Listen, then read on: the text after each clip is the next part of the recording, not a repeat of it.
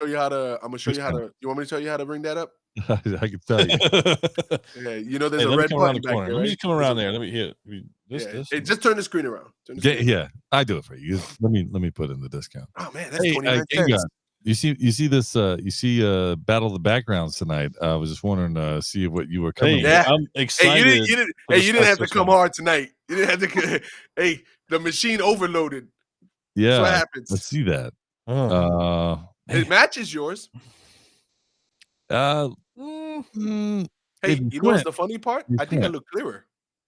I think you actually. You know what's great is your lips are actually moving with the words. You're lined up now. Hey, that's AI. That's AI. That's AI. You just got 8-eyed. Yeah, I don't got 12 fingers. The good ones don't do it. But listen, this is the thing. Can I say something about? I had some. Man, I was going to say something.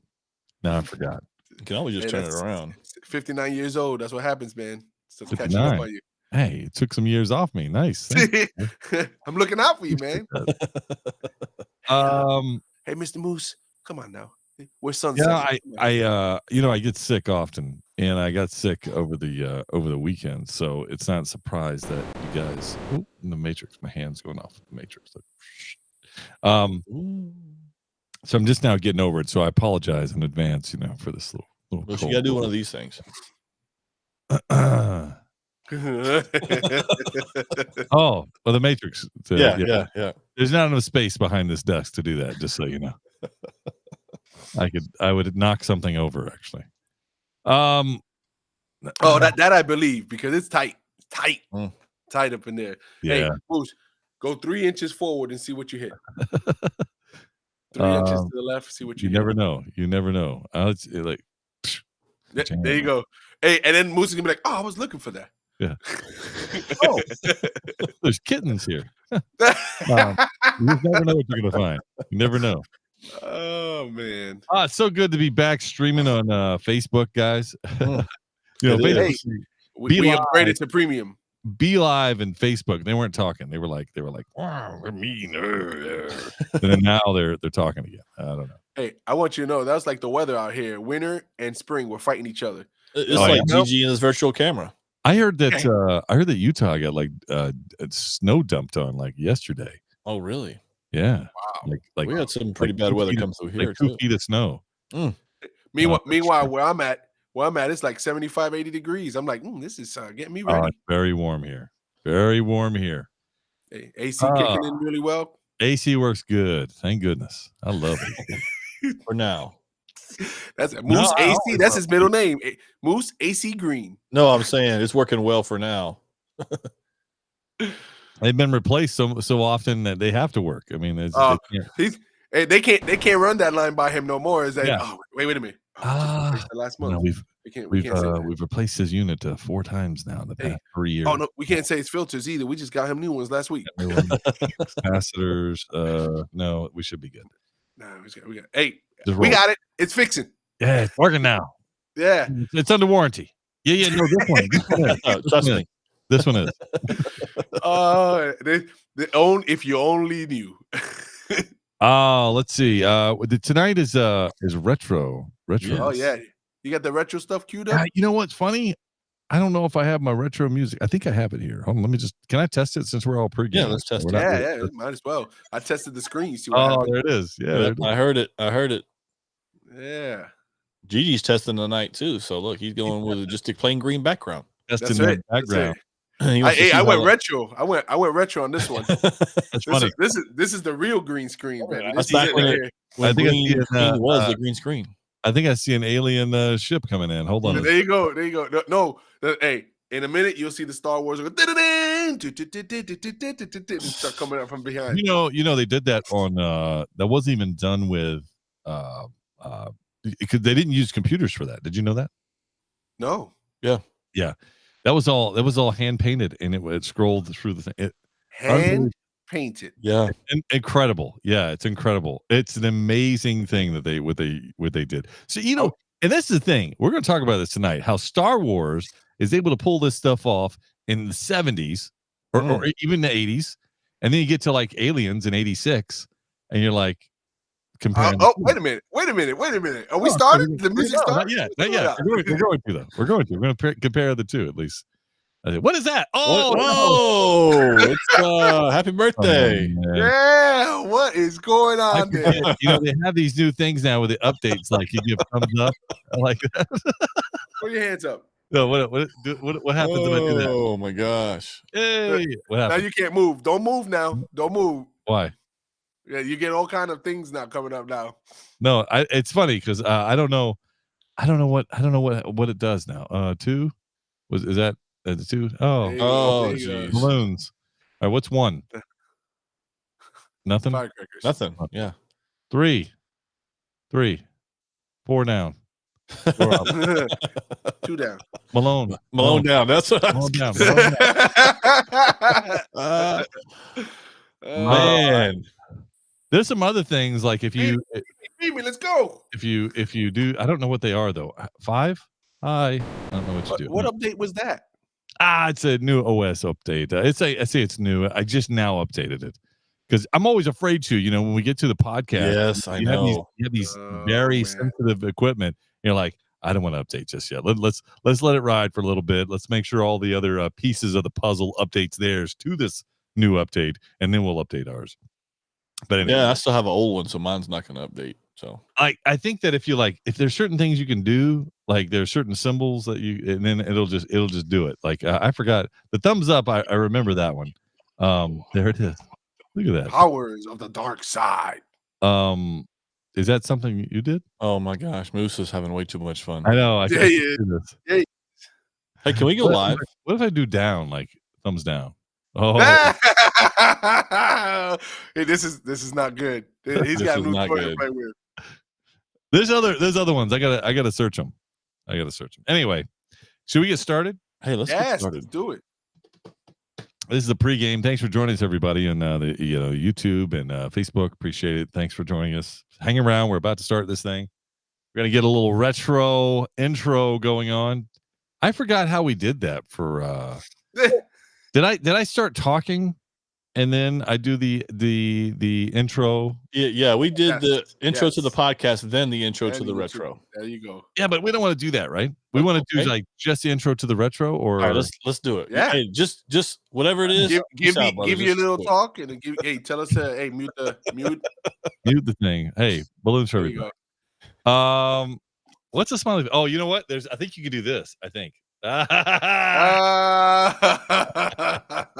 about that? Oh, that's game guy. That was our new intro. That was our new intro. We're in for it tonight, man. I gotta say, you guys are awesome. All right, let me see if I can do this. I'm gonna mute yourself. Hey, mute yourself, you pal. Should we go regular? Oh no, we're doing regular intro first. All right. Do I do regular intro first? All right, let me just do it. All right, here we go. All right, tonight is 1986 night. It's a retro podcast. Aliens, Castlevania, and portable CD players, and whatever else comes up, because there's bound to be more. But first, according to Wikipedia, a nerd is a person seen as overly intellectual, obsessive, introverted, or lacking social skills. Many so-called nerds are described as being shy, quirky, pedantic, and unattractive. We're here to prove Wikipedia right. Oh, look who they let in. This is Podcast for Sci-Fi, where all things sci-fi come to life. If it's fantasy, sci-fi, gaming, movies, interviews, we're talking about it. This is Podcast for Sci-Fi, and here's your host, Moose, Game God, and Magic Mike.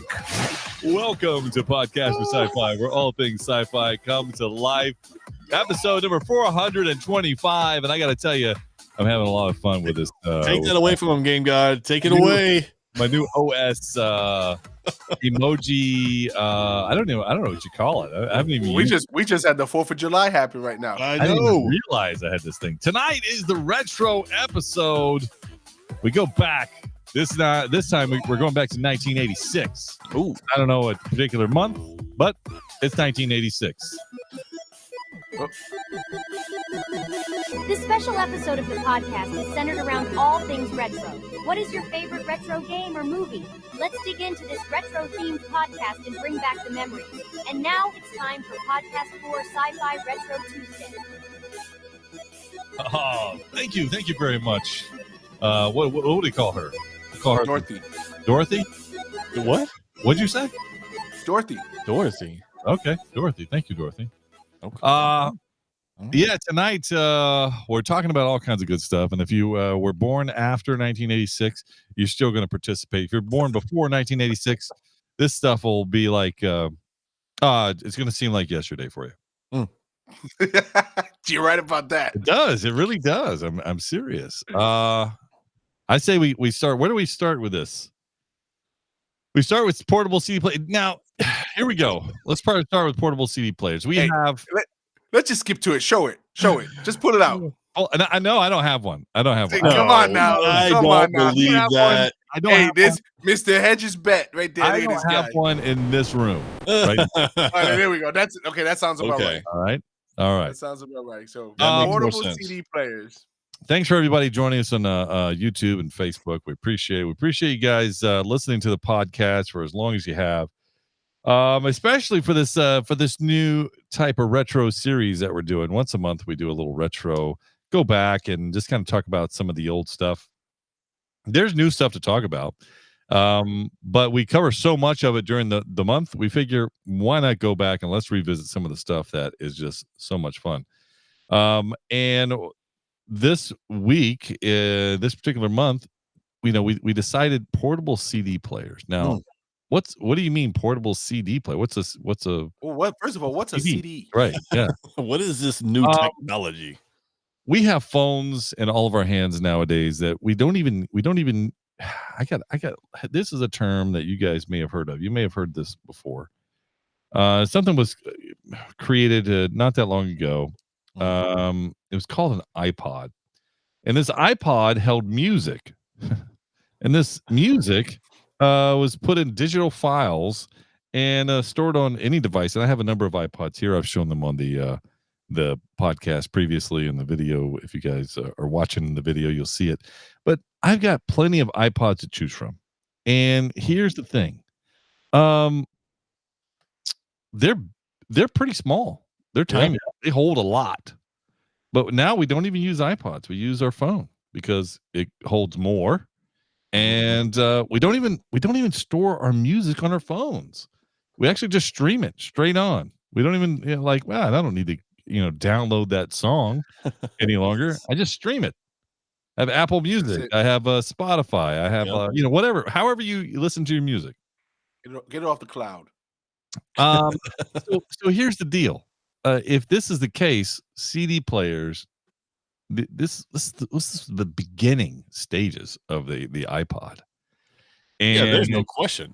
Yeah, go ahead, Benjamin. I was going to say, you remember even the mini disc, but yeah, the CD player was the next step up from the cassette player because you could get more on it, and you could actually skip to the song that you want to listen to without having to go through the entire tape or fast forward. Now it's just next, previous, and next. Yeah, you could just go on to the listen to whatever songs you want to listen to in whatever order you want to listen to. Yes, and then you had as the time went on, you had the random button. That you could just listen to different songs. Man, that's an upgrade right there. Right, exactly. But here's the thing. So they didn't really come out to the consumer the way we knew it till 86. They came out a couple years before that, but they were expensive then. They weren't really thousands of dollars.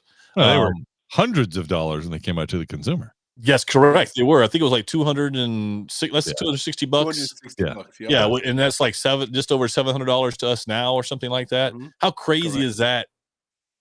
You might as well get the phone. How much would you pay right now if you said, "Listen, you can carry around 16 songs"? No. Before you get into that, I gotta tell you some of the selling stats of this, right? Because as I we do our homework and we start researching, takes us down memory lane and all that stuff. I didn't realize some of the stuff they said until I actually read it now, because back then I kind of just went past and said, "Ooh, new tech is what I that's all." Yeah. I didn't read it. So This is so at the time that 1986, the two major portable CDs were Sony, of course, Sony. and Toshiba. Okay. Right. Toshiba still around now? I can't even know. I don't know. That's a good question. I mean, they were big for a long they were time. huge. So Sony had if I'm not mistaken, it was called the D5, something like that. The D7, the D5. That's what model. That's right. Yeah. Like the Discman D something. Yeah. So Toshiba decided to say, you know what, we're going to come out with the XR P9 RC, right? And you're like, oh man, that sounds like C3PO or R2D2. You know, it's like, you know, but this is what you get with it. I just want you to know, this is what you get when you buy one of those.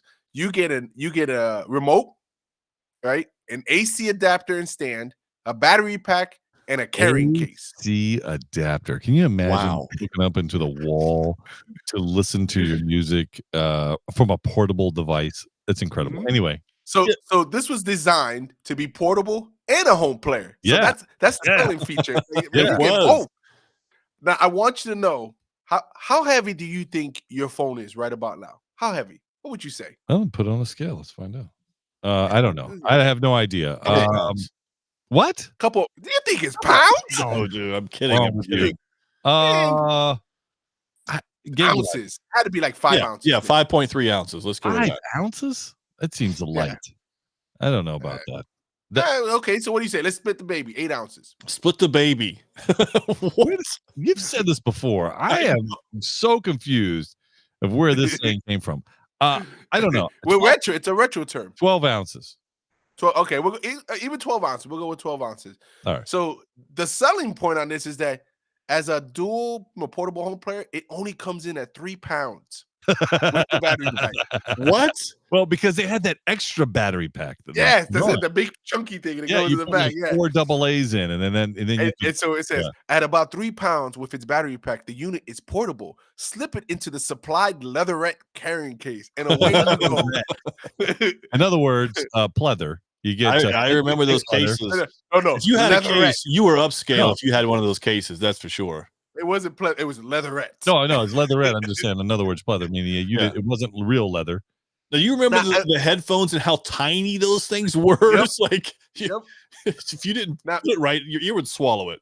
Now here was the main thing. You know, it says that you mentioned, especially Game God. Look at those ears. He still has orange fuzz in there from the covers from the thing.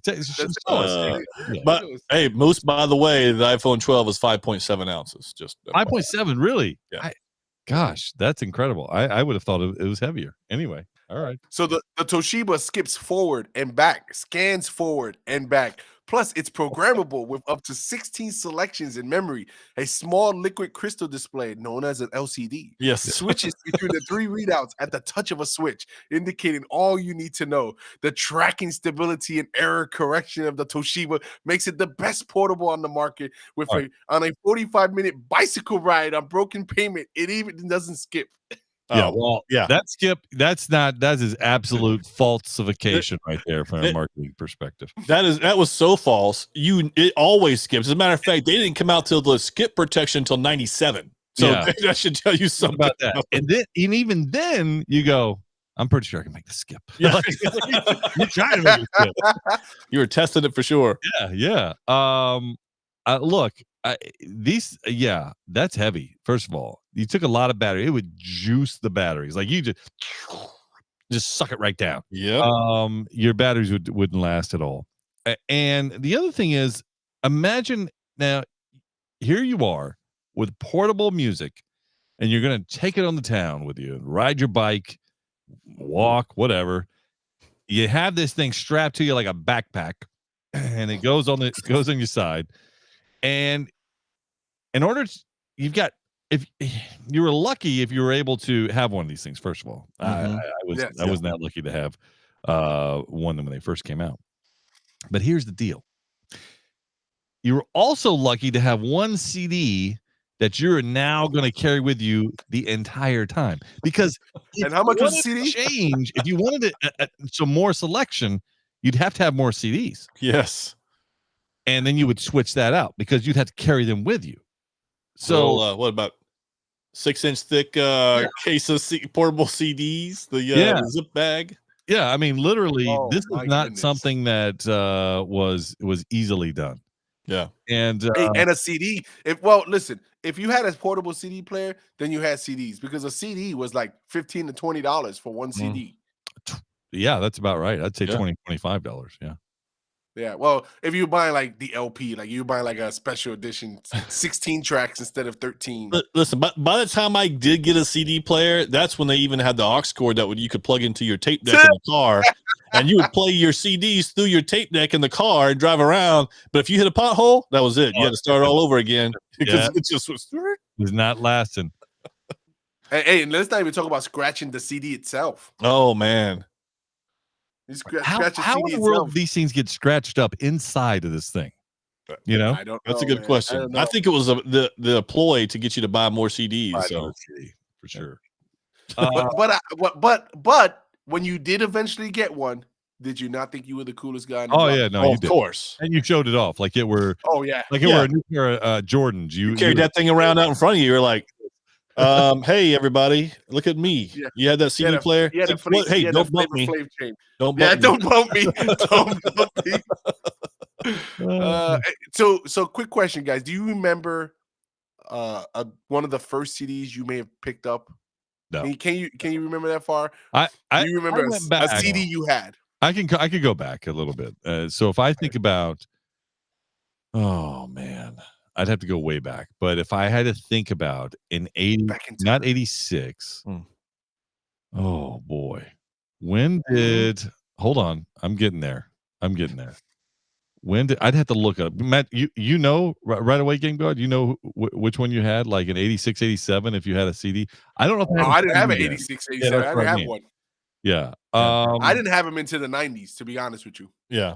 Okay, so I was in high school when I got a Discman. I know it was the yellow one. I know what I can remember I can remember the first CD I believe that I cherished. Now you're okay. We'll go with that. All right, that I was like, this is mine. Let me guess. I'm gonna allow you to guess. I'm gonna allow you to guess the year. I'm gonna tell you the year. You can guess you guess what it was. Okay. All right. 19. The year is 1987 or 88. Really? Yeah. So it could be late 87 or 88. Yeah. And I convinced somebody to buy a CD for me. Somebody at school. Oh man. They bought me a CD. They liked the way I looked at the time, but probably I don't know. But they bought me a CD. Now, can you guess who the artist was? 1980 NWA. 88. No. What?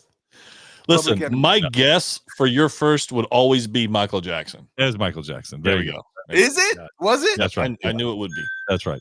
Oh, Michael Jackson. Man. That was terrific. That was probably Bad. Yeah. Oh, that sounds right. Yeah. Yeah. So with that one, I could listen to that one all day. You know, like it's every song I knew everything about it. You know, I just pulled up top 100 greatest albums of 88. You don't want to know. That's a rabbit hole you don't want to go down right now. Okay, let's move on from that. We don't. Yes, we'll go from 86 to 88 real quick. Yeah. Okay, and we're moving on. Nobody calls me chicken.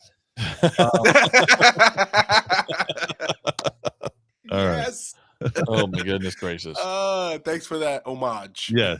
Homage. Yes. So either way, like I said, I can't believe how far we've come in technology where we're literally, if you wanted to store it on a device, you could store tens of thousands of songs. And, you know, one might argue, well, the quality isn't quite there of a MP3 player. And you could say that. That's true. Yeah. However, you can still store tens of thousands of WAV files, which is basically what they are on the CD. Which is just uncompressed because MP3s are compressed. Anyway, I don't want to get into all the. There you go.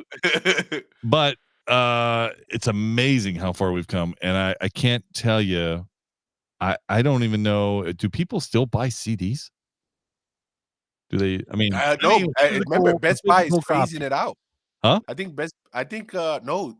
I think this year those medias are being, if they haven't been phased out, they're being phased out this year. I know that the DVDs and Blu-rays were. Right. I can't tell you the last time I seen a CD. I have not. Store. Yeah, I haven't seen a CD in a long time. Yeah, and I bet you they're still $15. I bet you they are. They probably are. They may be even more. Only because the to produce them, there's probably not very many places that actually produce a CD. Yeah. Yeah. You know, as far as and I want to answer Magic's my quick question in the beginning. He said that, you know, we mentioned the price $260. He said, will we buy it now, which was the equivalent to $700 plus right now? Is that right? Would you say, Magic? Yeah, yeah. Yep. And you asked us, will we buy it now? We would buy it if it was the latest technology, because we do it for phones. They do it for phones. We pay $1,500, $2,000. No, hold on. Wait. Come on. Am I wrong? No, with that philosophy. If it's no, it's not the same philosophy. The phone does. No. Hold on. No. If that was the latest tech, you would. No different than the latest phone would be the latest tech. No, I understand what you're saying, but what I'm saying is that I wouldn't pay that much for a CD. For music is what I'm getting at. For music, I would not pay that much for music. CD player. That's what I meant. Sorry, if it was, all you're getting is you're getting music out of it. I would not pay that much for music. I don't know, Moose. If that was the latest and greatest in music, I think you and I would buy it. You might be right. I would not. Well, I think you're proving that you do have an up-to-date phone. Therefore, I think that you probably would. No, the phone does other things. I don't use it for music. I think you're mixing. You're crossing the streams, Magic Mike. Don't get. Yeah. Sorry, Game God. I did not mean to make you laugh and spit out water as you were drinking. That's my. Yeah, this is, you got to understand what we're saying. We're saying that you've got, if this was the latest tech, you would do it, because what you have now is the latest tech. Well, I understand what you're saying, but at where I'm at now, I don't even listen to music today. That's not the point. See, that's not the point we're trying to make. We're trying to say it's the latest tech. So it doesn't matter if it's music or not. If we said, what do you call it? The John, the toilet. Like if that was the latest tech. I was going to say the guy's name. Listen, I'm telling you, I would not pay that for music. You guys probably would. I would not. But I'm not buying it. I'm not buying the technology that you guys buy. I'm not buying it, Moose. I'm still sporting the 12. Okay, hold on a second. Do you have? Are you riding around in an automobile, or do you like on horse? Are you on like saddleback? You're talking about, do I like technology? That's different. Do I use technology? Yes, it is. Not what I'm saying.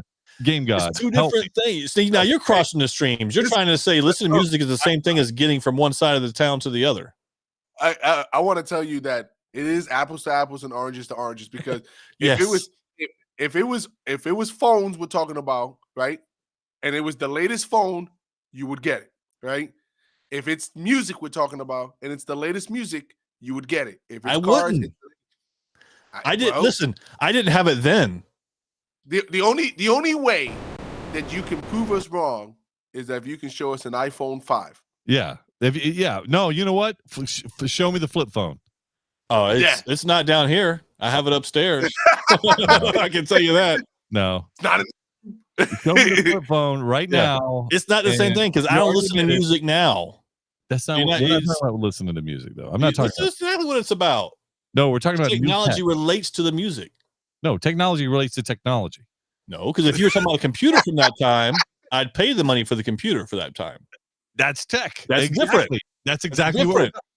No. Yes, it's different than music. Hey, don't worry. This is a soundbite for the next. Soundbite. Unbelievable. Yeah, this is it. Hey, I can't wait to put this in episode 600. Goodness. Man. All right. What's the next thing in 1986? Goodness gracious. Yeah, I know. Hey, what kind of car do you have? You have an 86? I have an 86. That's right. Yeah, I do have a 2005. 2005? Oh, yeah. So Game God. I know where you're going with this. Listen, hey, you're trying to compare it to music. That's what my brain does. It compares to music. I am not doing it for music. We're not talking about music. We're talking about tech. We're talking about music. This is a CD player. That's right. CD player. Right. Tech. Right. Hey, let me ask you this. Are you still playing Castlevania today? I did today. Absolutely, I did. So speaking of Castlevania, we've got. I was able to play it. I played it for a little bit today. As a matter of fact, I didn't. How far did you get? I can't tell you. Here's what I'll tell you. How far I got. All right. This was a video game come out in '86. Castlevania. It was really popular. Usually popular in '86. Simon Belmont.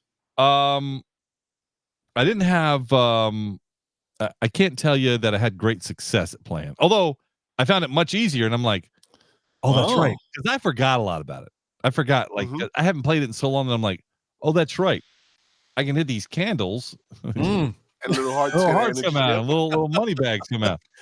Oh, it's it's a chain whip. I could hit the candles. I forgot that walking up, I could hit the stones or the fire that's going along. And by the way, if you notice, anytime on the screen, you can only have so many moving parts, and that's why these things you can only have so many at one time. And you see the flicker. Yeah, yes. It's just funny. So I found it. Okay, so you could either jump, you whip this thing that way, or you duck. All right, or you can throw something. Yeah, you can throw the holy water. You can throw the dagger. Yep. All right. Here's the thing, though. With just those moves, I still found it difficult. I'm like, oh, this is too easy. Look at this. I don't even have to do anything. These guys, I go, oh, they shoot this out. You just have to duck. That's all you have to do. Just duck. And then you can just whip them, and you got it. I still died.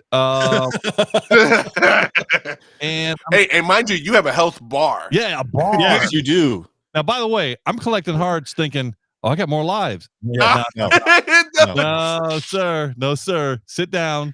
This has nothing to do with your lives. Just no. Why do these hearts? I don't even know. So here we go. So now we get to I get past, I'm going, I'm stuck. How am I stuck? I don't remember this. Oh, the stairs. That's right. Oh my gosh. Go down the stairs because I couldn't break. You gotta make sure you hit the right spot at the stairs. Right. So I couldn't. And so then now I'm going down the stairs, and I get jumping this place, it popping up. I'm like, yeah, that's right. Then I get to the part of the big bat. Now, yeah. That's the first boss. Yeah, the first boss, right? Boss. I couldn't get past him. Oh man. He killed me. Moose. I was like, so I made it farther. Oh, good. Hold on now. You're the most experienced, so you need to wait till last because this is your thing. Because I played it as well. I played it last night, but it was on a tablet. Is where I played it on, and those are directional pads. There is no give on any of that stuff. So going up and down the stairs for me, it took me a while to figure that one out. I was like, okay, I got to get in the right spot. You got to push it in the right spot in the directional pad and all that stuff. It almost felt like playing Qbert to a certain extent, trying to figure this thing out. No way. But go ahead. No, on the tablet piece of it. Oh, okay. So as I started, and like Moose, I was like, well, that's right. You can take out the candles. Well, that's right. You could do these different things. And you're throwing these different things, but you have no control of you throwing it. So there is no, I can throw it this way or that way. It's either you have to stand at a certain spot to be able to make the throw, right? I didn't want to do that. No, I didn't mean to do that again. Exactly. Many times I didn't want to throw that. And again, like you thought, Moose, I'm getting these hearts. I'm like, I'm doing good getting these hearts. But I will say I did get past the bat, and I got into the second level. And the stairs became such a pain, and the jumps became such a pain with this tablet. I was like, okay, I got to set this down because it was very difficult with the tablet piece. But to your point, Moose, I didn't play it a lot either when I was younger. I did play it some, but it wasn't my game to play. Yeah. And I don't remember being that good then. So, yeah, I'm same. So when the game first came out, it was on NES, 1986. Actually, if I'm not mistaken, it came out the year before, but it was in America in 86. So it was in Japan. It came in the Japan system. But we're talking about American release. Anyway, so I didn't play it when it released in NES, right? I couldn't afford it, right? It was one of those games, I wanted Mario Brothers because that was mainstream. I didn't want Castlevania at the time. It's not until the Nintendo into NES established quite a bit of a library that I kind of went back and was like, oh man, let me play this game. right? Now, I did beat it when I was younger, right? And I gotta tell you, one of the hardest bosses that I remember playing, Dracula, is the last boss. He's all over the place. You talk about going one direction, forward, back. You can't even kind of you jump diagonally, but if you jump that direction, you can't stop. Yeah, you're committed. So it's like real life. It's like real life. You jump. Yeah. That's it. Don't get hit in the air. Yeah. All right. Yep. So you got things like that, and then obviously when you got hit, you turned invisible, so you try to run through the enemy, so you kind of but yeah, so I did beat it back when I was a teenager. This time around when I played it, I made it up to the second boss, which is Medusa. And that was more of a fight because she's a lot more, she moves around a lot, and she's very quick. The way she moves, and the speed of Simon. Apparently, he has his shoes tied because he can't move. No, he cannot. But what I'll tell you this is because I've played it before and I kind of got the rhythm of it. For the beginning stages were easy for me. It was like riding a bike. Got back in there. You hold the whip starts going like this. I don't know anything about holding that whip like that, but yeah. So it does things, and then you start to remember which secondary items are the best ones you want to carry for the boss. Like, so you mentioned the bat. You want to have the holy water because the holy water shoots at an angle and you can kind of hit the bat. See, I was just trying to come out from being hit by the bat and blinking. I'm like, let me find a spot. Hey, can I tell you, you hit the boss once, it's one little sliver. I'm trying. They hit you. Like 4. Yeah, I'm trying to jump and hit the bat. Every time I jump, he like moves over and hits me again. I blink again, blink, and I'm like, all right, let me find a new spot to jump from. I go to find a new spot. He hits me again. So I blink, and then I'm like, I jump again. I'm like, all right, jump again. Get him right now. Blink. Listen, this was the issue that I ran into, Moose, because it did take me a couple of times to get past the bat. I had to go to that bottom corner under the stairs to finally do it, and I'm throwing that little the axe or doing the whip, and it's always funny because and the second part when I was getting to, you're going through the Medusa heads as they were coming at you in the second stage. Like every time I would try to jump, it's like they knew when I was jumping. Like, because it was like it would come, just like it would in that game. It comes in sections, and then if you hit jump, too late is when it's halfway across the screen. You're way too late by then. You got to hit it when you first see it, and by that time it recognizes it. Yeah, man. Yeah. My reaction time now at 72 is very bad. I'm like, all right, you gotta get it faster. Right here. Oh, no, it's too late. Okay, try it again. Oh, no, too late again. So every time, I think it's like when you're playing baseball, you're swinging basically as the pitcher is releasing the ball. That's what you have to do in this game because it was crazy. Well, that's if you're 72, Magic Mike. Actually, the young guys wait and they're like, okay, now I need to see. So yeah, nowadays we have to swing a lot sooner because our swing is.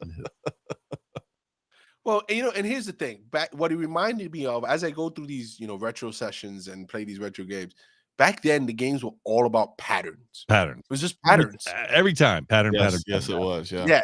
So once you recognize the pattern, that's the next move, or that. Yeah. So that you're no longer playing by skill. Mm-hmm. You're playing by memorization. Mm-hmm. You're playing by pattern. Yeah, it's life, really. Yeah. Okay. I mean, you're right. No, I mean that in most instances, it's life, just whatever we do. It's not even a skill; it's just a pattern. Memorize the pattern. You're good. Most That's video games, there's very few random things that really happen up until just a few years ago.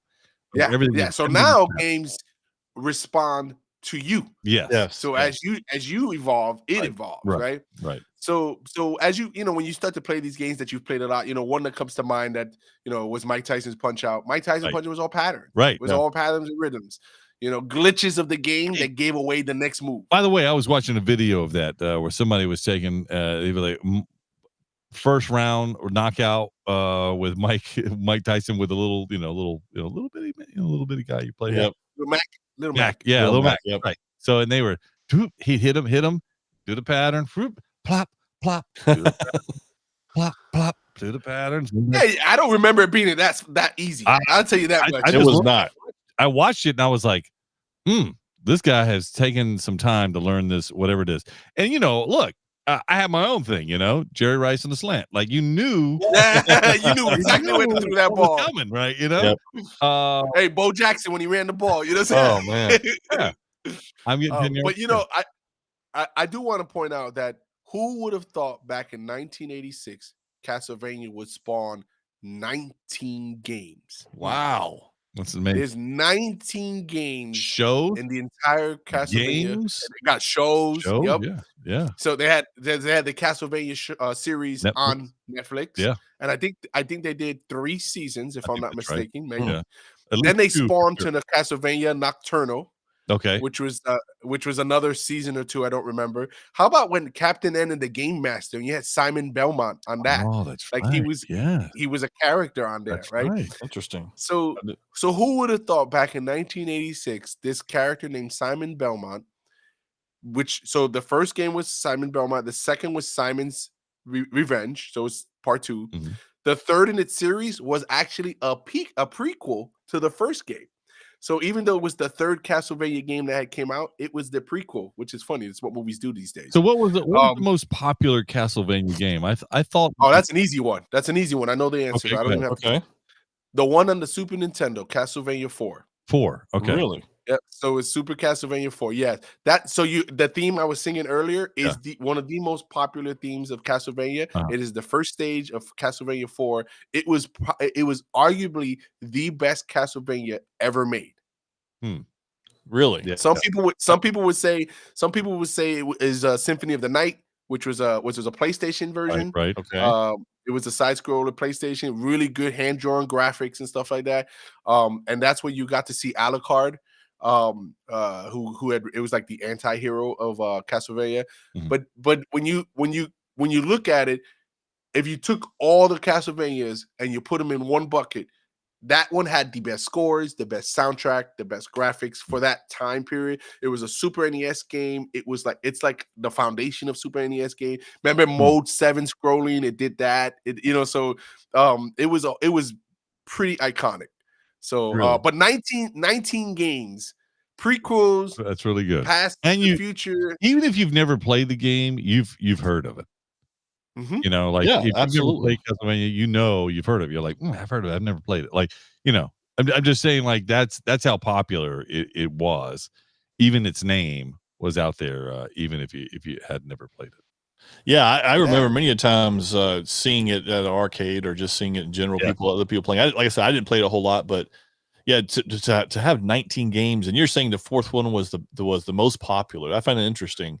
Yeah, so it wasn't the fourth one released, but it was called Super Castlevania 4. Oh, I see. So yeah, they released some prequels, they released some Game Boy versions, and then obviously after the Super Nintendo version, they released an N64 and the PlayStation, stuff like that. But if you took all of them all together and you stand it up on its own for the platform Castlevania 4 is considered one of the top of Castlevania games. Would you pick that one?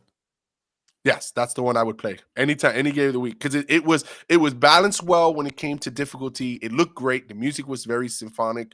It was a great game. It was a really great game. Well, hey Gigi, I do have one other question for you. Okay, have you ever been mistaken for a man? All the time. That leads us into our next topic. Actually, is the movie.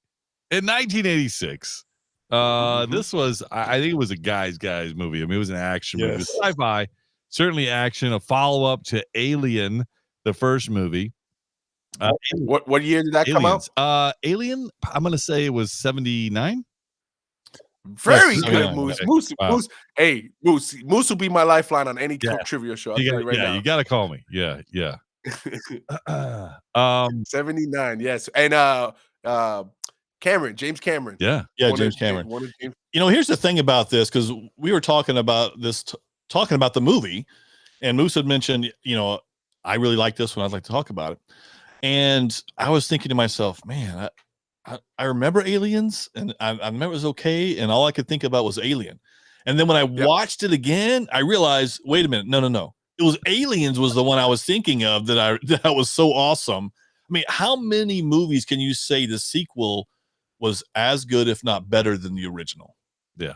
Because to me, Aliens was that. Yeah. Yeah, no, you're absolutely right. So as I watch this, when I watch these, as we do these retro sessions, as I watch these movies, I try to think to myself as I'm watching it. I know it's old, so you're gonna have some things, but I said, will it hold up? Will the story hold up if they just change the graphics, right? If they change technology, can the story hold up? And I gotta tell you, I love this movie. Watching it now, and I say that because, man, it was right to the point. We got in, boom, story continued. There was no fillers. It was action. There was no dull point. Like, I was watching the whole thing from beginning to end. Like, I've never seen this thing in my life before. Right? It was over 2 hours, which was big. Surprisingly, yeah. It was big in the back of the days. And I'm thinking to myself, you know, you're watching a good movie when you put yourself in that position and you say, man, what would I do? So I'm watching, I'm like, man, they're in a bad position. The aliens are coming from the ceiling. Yeah. It's like, they're all over the place. They're all over the place. It's game over, man. It's game over. Listen, dude, I gotta tell you, he made that movie. Bill Paxton made that movie. He was in there. Yeah. I forgot Bill Paxton was in there. Well, you know who the other commander, the lieutenant was, or the corporal was. Do you know who the corporal was? That was Michael. Yes, Michael Biehn. Yep. Yeah. From now, who's Michael Biehn? You ask. Well, Michael Biehn is the Terminator, the good guy in Terminator 1, who came back to help save the world. Right. Yes. The father of you could say, what was his name? John Connor. Yeah, John Connor. Right. Correct. So, Connor. So he's done a lot of stuff. Of course, I like his acting. He's kind of underrated in this Aliens movie. I thought he wasn't used enough. I thought he was really good because of Terminator. I thought he was going to be used more in this movie, but he wasn't. Bill Paxton absolutely made. He's one of the things in this movie that makes it enjoyable, because you're like, you know, you love to hate this guy, yes, as a good guy. And you're like, nah, let's get this guy. He's crazy enough. Let's get him on our team. You need him on your squad, you know. Of course you do. Thumbs up. Go ahead, Moose. I'm sorry. One more thing, but the other thing was one of the things that made this movie was Paul Reiser. Paul Reiser is just such, scum of the pond. He is. You had to hate this guy. And this, when he looked at the camera, he was like, "This guy is the guy that comes from what was his show that he had, the TV series? Oh, Mad About You. Mad About You. So this guy was like rom-com type guy. He was a comedian. That's how he got that show. And what's funny is that I'm so surprised that Game God, because here's the deal. Game God wanted to choose another type of movie to talk about other than Alien. He wanted to talk about Short Circuit, and here's the deal: Short Circuit is a cool movie, right? In its own little right. Mm-hmm. But there's other movies in 1986 that were better, like Big Trouble in Little China. Yes. Or Aliens. I stand corrected. I'm glad we went with this one. Okay. All right. I'm glad you said that, because I stand corrected. I felt it coming. I was hedging my bet. Also a rom-com. Yes, so, it was. It's not really. I was just so surprised you wanted to talk about that again. And but here it is, Aliens. It's just such a great film, and you didn't think, half the squad, half of this Marine squad was going to be taken out in the first. Hey, that's what we're trained for. Yeah. I love it. In the first 5 minutes of landing up on the planet, it's like, yeah. Listen, those guys fell apart quick, man. Let me tell you what I would pay $700. Hey, listen. Hey, before you say that, Magic Mike, all it took was one alien to grab one soldier, and the rest of them fell to pieces. Lighting fire all over the place, shooting bullets and all kind of craziness. I'm like, what is happening here? Yes. If there was one thing I would pay $730 for today, it would be to have one of those little machines with that noise, that click noise. Yeah, and then they would come closer. That the technology of there's no way. Technology. They say it's in the room. There's no way they're in the room with us. The sound effects that we got from this, even the guns that they used, those sound effects were different. It was the original. Hey, bigger is better. You saw the bigger the gun, the better look. It's like comes all the way out there. Hey, that's exactly. Listen, I love the aesthetics of this movie. The aesthetics of the movie itself. When you look at the design set, the weapons, like you said, Magic Mike, the gadgets, the motion sensor, yes, all that stuff, you could go, oh, I could see that happening right now. If we developed a sci-fi movie, that could still all fit in it with no problem. Correct. Yes. You roll on like it could fit today, and that's what I love about it. I think it's awesome. Well, even the whole thing about the aliens, right? Getting inside you, using you as incubation, right? The blood from the alien being acid, right. So so as you kill these things, they're killing you back. It's like it's like playing Halo and getting stuck with a sticky on there you go. From the dead. Yeah. Listen, as I did watch this again, I felt like this is where Halo came from. This is kind of what I felt like. That's kind of true. That's yes. Kind of true. Yeah. As a matter of fact, listen, I'm going to give it a little inside baseball, but there was a game back in the 90s that was created, and it was more like an escape room game that nobody had ever invented before, and it was called Aliens.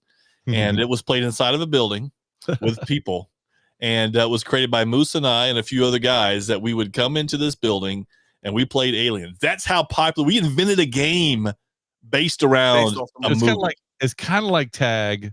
Is because but it's not. It's Aliens. Yes. And it was a massively popular game. Everybody that we introduced that game to, Magic Mike, true or not, they loved this game. They loved it with a passion. They wanted to, when we going to play Aliens again. Hey, Aliens again. It's incredible, but it was something created by our own little minds. Yes. Now, again, I want to give you some numbers when you guys get up well, there. I love the aesthetics, the whole aesthetic piece, what they were wearing, like I said, the weapons, the gadgets, and a lot of cosplayers actually have made that motion piece look really good. I've seen the blaster they're using, like the blaster she had at the end. I've seen that one a few times done very well in cosplay. About the only thing you could think of that didn't hold up. I say didn't hold up that you look at today going, was the ship coming in through inside the planet. Once you got inside the planet, you can see the string. Yeah. Yeah. Oh, that's cotton. That's like clouds. It's cotton. Everything else was cotton. The space scene is fine because you kind of hide that a little bit, But when it comes to it entering the atmosphere, I'll give you one more funny scene, Moose, since you brought it up. So you remember when Ripley is stuck in the room with the face hugger and the child, right? And they're trying to break the window with a chair inside, right? Bang, they can't break. Yeah. No sound. They don't hear nothing, right? And they can't get out. Then she, makes the alarm go off, and they find out. And the guy says, "We got to get in there." And he threw his body through the window and shattered the window. That I thought was hilarious because I'm they were shooting at the window first. No, listen. Yes, they were.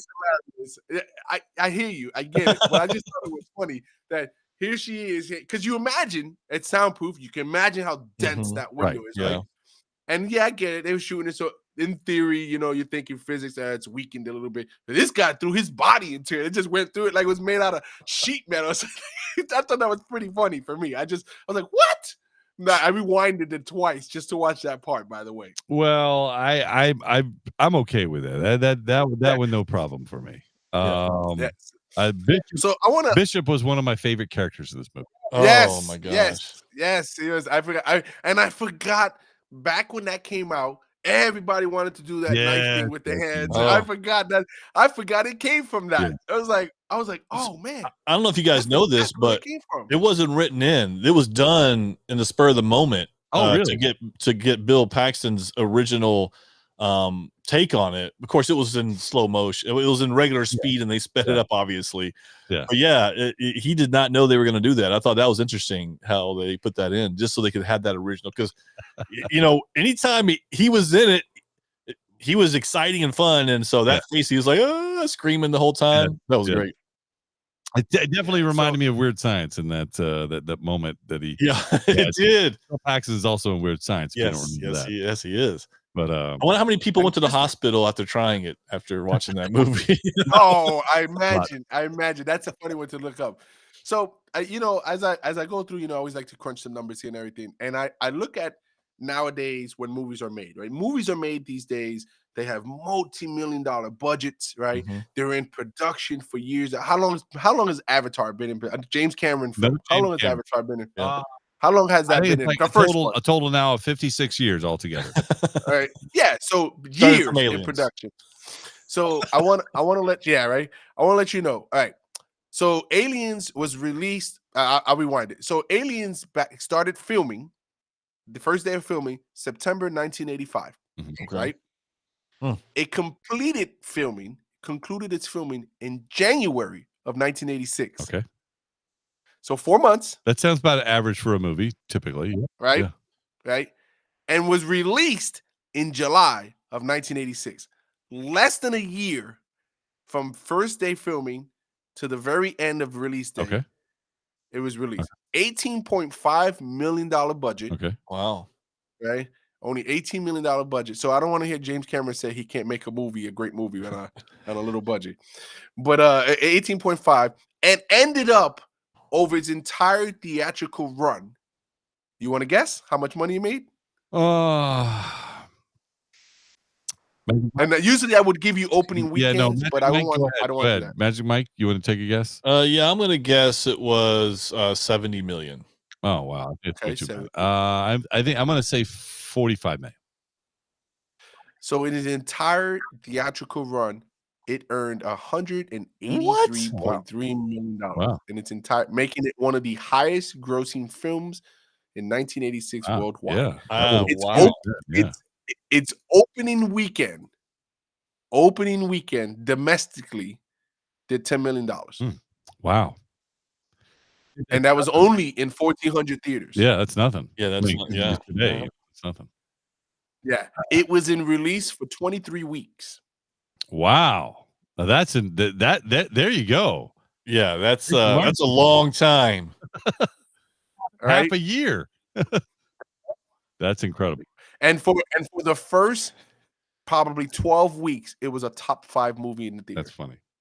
Well, I know those numbers now because it's like the aliens themselves look terrific. I love they look scary. They look like you don't want to be in a dark place where they're going to come down, and get you. It's just an incredible. That was like what animatronics too, right? No, it was like, that was not animatronics. That was mostly guys in suits. Yes, yeah. Really? Yeah. Wow, that's like impressive. Doug Jones. I think he played in Aliens. I'm pretty sure he did. I think you're right. Yeah. It's just one of those things where done right on an actual scene, not very much green screen. It was really done. It's just exciting. It's exciting to see. There are so many things about this, most to your point being exciting. As I watched it again, there's so many pieces that went together. Like you said, this could stand today. And as Game was saying that as well, but even that little their truck or whatever they were using to get around in. Yeah. Their ATV, whatever you want to call it.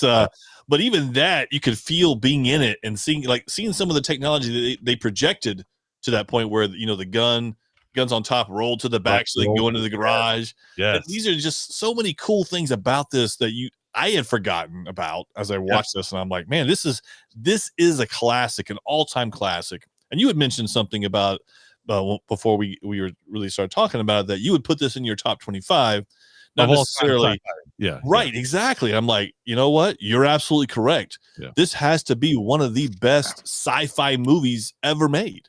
Yeah. I agree. I totally agree with that. After watching it in its entirety and sitting there afterwards, I'm like, man, here we are. 20, 30, 40 years later, practically. Mm-hmm. And this thing holds up. Yeah. I thought the story was great. Yeah, the story is really good. I'm glad we watched it. I'm glad I got to experience it again. And even though, to your point, when the small scenes, and it was really small. I was like, whatever, the transitional scenes you want to call it, weren't there. I'm thinking to myself, man, they were way ahead of their time. Yes, when this movie was released. Yeah. Well, Sigourney Weaver didn't even want to do it again. She didn't want to reprise the role of Ripley. Yeah. So James Cameron convinced her to do it. And now, years later, still doing it. Mm-hmm. If you got something good, you don't let it go. You just keep on rolling with it. Absolutely. 98% on the tomato meter. Wow. And 94% on the audience. Look at that. That's strong. That's incredible. 86 movie. That's super strong. That is incredible. That shows you it's one of the best sci-fi movies ever made. It really is. By the way, one of my favorite scenes in the whole movie is one of the opening scene where they find the ship and they scan the ship and you see all this like I call it glitter now because glitter. Yeah. It looks like glitter. But it's all shiny inside there, with all this dust and or I don't know what else you call it, the space dust. Space dust. It's probably cold, so icicles or ice crystals. Well, yeah, exactly. Settled on everything and how that they cut the door open. So they give you a glimpse of a tech they're going to use later in the movie by immediately cutting this door open so they can weld the door for the same way. And they use this. I love this because I don't know if you've ever tried to cut something open, but it ain't happening that fast. No. So the point is that when you see this, you're like, what? It's just such a good thing. Yeah. I'm not sure if, to understand what you're saying, Moose, because it's important here because they made it seem like a normal piece of equipment. That's right. That way, later on, you would not question it to go. Well, you question it because you knew that. Oh, I've seen them cut a door open. Exactly. Absolutely. So of course they could weld the door that quick. Of course they did. Like it's just they just laid the foundation just right in front of you right away. It's so carefully. Yeah, and real subtle. Like you wouldn't think twice about it. It's kind of like, look at me. One of my favorite scenes, and this is again with Bill Paxton because he was so funny, is that when Ripley is telling him, hey, listen, I forgot her name, the child's name, Rebecca or Newt. Newt. Yeah, they said, Newt survived all this time without any of this technology and stuff. He goes, why don't we put her in charge? That was hilarious. I thought that was hilarious. How long before they come and save us? 17 days. Yeah, 17 days. It's game over, man. Game over. He was certainly he had a lot of one-liners in there that I thought were pretty funny. Yeah. And then ultimately, guys, here's the deal. This came out. Star Wars came out earlier. All the Star Wars came out earlier. How would you rate this? I mean, would you rate this the technology piece? If you had to use like a ship flying in space or coming in for I'd say Star Wars did it better. Okay. Correct. So I would agree 100%. Because Star Wars found a way to do it better. I mean, that we're talking a different level of conversation. I mean, of getting it done. You know what I mean? Of the not the tech piece because the tech wasn't as good. No, or maybe it was similar, but it certainly wasn't as good. Definitely wasn't as. I mean, yeah, right.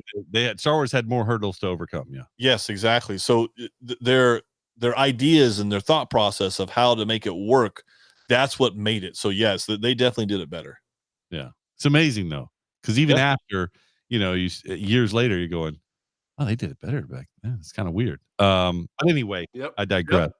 Absolutely. No, I agree with you. This is part of the show where it actually ends. And I think it was a great time reviewing these three things.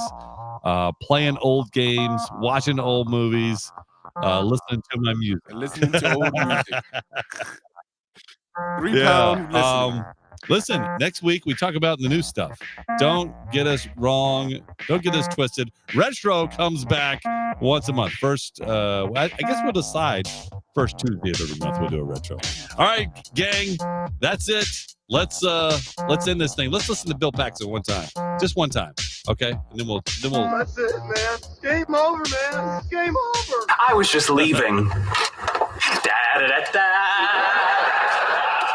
Nerd alert, nerd alert, nerd alert, nerd alert. You've been listening to Podcast for Sci-Fi with Moose, Game God, and Magic Mike. Nerds have more fun. If it's anything sci-fi, we're talking about it. We had fun, and we hope you did too. We have to split, but we'll be back soon. In the meantime, hit us up at podcast4sci-fi.com. This is Podcast for Sci-Fi, where all things sci-fi come to life. Come to life.